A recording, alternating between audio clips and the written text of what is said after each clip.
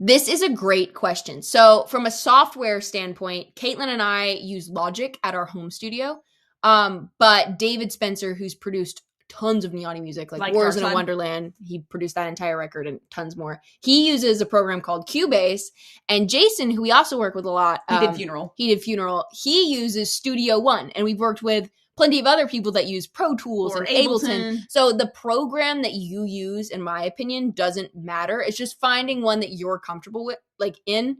I also think personally, if you're just starting out, I think Logic is the easiest to get into. Personal take. I mean, that's just because it's what we use. Opinion. I think Logic is user-friendly to a lot of people because it's an Apple software. So if you use Apple devices, it's kind of user-friendly in that way.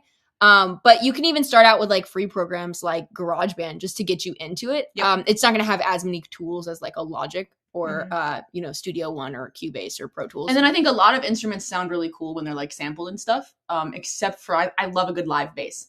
Like, I mean, yeah, live instruments are kind of unmatched in some ways, but there's a lot of good alternatives to within like the programs like Logic and stuff, where you can kind of make your song out of what is in the program. And if you have like additional like live instruments or something cool it's just like kind that, of like a bonus. It's like icing on the cake. But really, you can make music out of almost anything.